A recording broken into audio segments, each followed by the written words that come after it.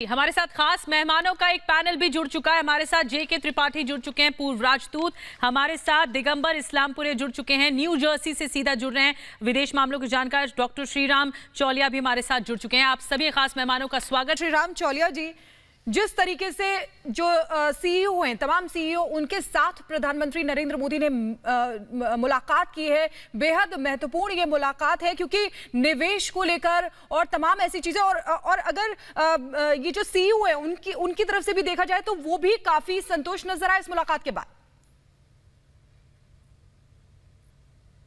जी शिखा, आर्थिक कूटनीति में नरेंद्र मोदी जी माहिर हैं और उन्होंने हमेशा ही अपने जो राजनय में कोशिश किया है कि दुनिया भर से निवेश प्राप्त करे, कारोबार बढ़ाए, भारत की जो आर्थिक प्रगति है उसमें एक तेज रफ्तार आए अपनी फॉरेन पॉलिसी विदेश नीति के जरिए।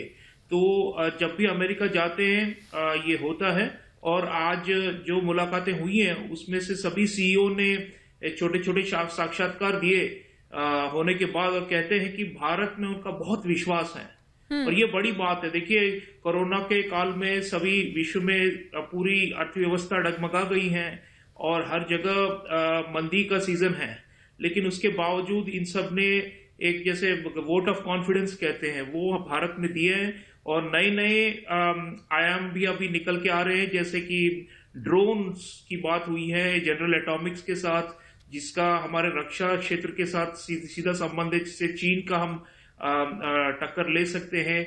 साथ साथ आर्टिफिशियल इंटेलिजेंस, सेमीकंडक्टर्स, ये सब जो नई उभरती तकनीक है, इन सब में भी आज बातचीत हुई है कुछ अमेरिकन कंपनियों के साथ। क्वालकॉम है और वो उसमें निवेश करना चाहता है।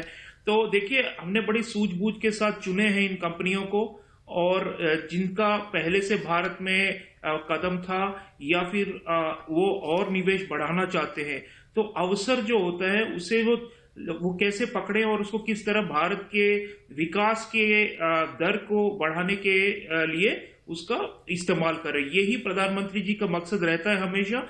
और देखिए, प्रधानमंत्री जी ऐसे भी है जो सुनते हैं।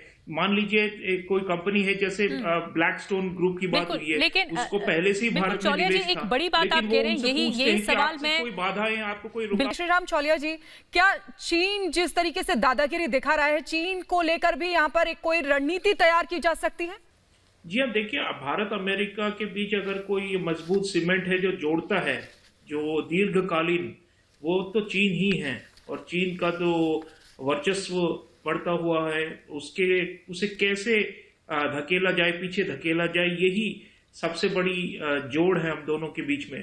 तो जाहिर सी बात है, मोदी जी जब बाइडेन से मिलेंगे तो रणनीति तो एक तो द्विपक्षीय, एक तो चारों मिल भी रहे हैं स्क्वाड समिट के अंतर्गत, लेकिन भारत अमेरिका इन दोनों के बीच में भी ये एक तरह से क्वाड के अंदर भी ये तो बहुत ही महत्वपूर्ण स्तंभ है। तो अमेरिका और भारत मिलकर हिंद प्रशांत में किस तरह से एक प्रतिरोध पैदा करे चीन के लिए, किस तरह चीन पूरे क्षेत्र में दबदबा बना रहा है, खासतौर पे मैरीटाइम जो नौसैनिक तरीके से और belt and road initiative infrastructure के जरिए से। तो बाइडेन बहुत वर्षों से कह रहे हैं कि हमें चीन का सामना एक योजनाबद्ध तरीके से करना चाहिए, बजाय सिर्फ कि कोई ट्रेड वॉर कर दिया जैसे ट्रंप ने किया था। तो अब सवाल यही, कैसी योजना होगी, इंफ्रास्ट्रक्चर पे खास तवज्जो देंगे। बिल्कुल चौलिया जी, बड़ी बात आप कह रहे हैं, इंफ्रास्ट्रक्चर प्लान बन रहा है। श्रीराम चौलिया जी, आप इस सब को कैसे देखते हैं as an international affairs expert? Sriram Chaulia, आप इस सब को कैसे देखते हैं? अभिषेक ने बताया, मेजर ने बताया, Shriram Chaulia, over to you sir. जी देखिए, ऐश्वर्या, सबसे पहले तो कमला हैरिस ने कोई फटकार नहीं सुना है नरेंद्र मोदी जी को, बल्कि उनकी हैसियत ही नहीं है फटकार सुनाने की। उन्होंने विनम्रता पूर्वक बयान दिया कि हम दोनों के देशों में अगर लोकतंत्र में कुछ अभाव या कमियां हो तो हमें उनकी पूर्ति करनी चाहिए, क्योंकि उन्हें खुद ही पता है 7 जनवरी को वॉशिंगटन में क्या हुआ था।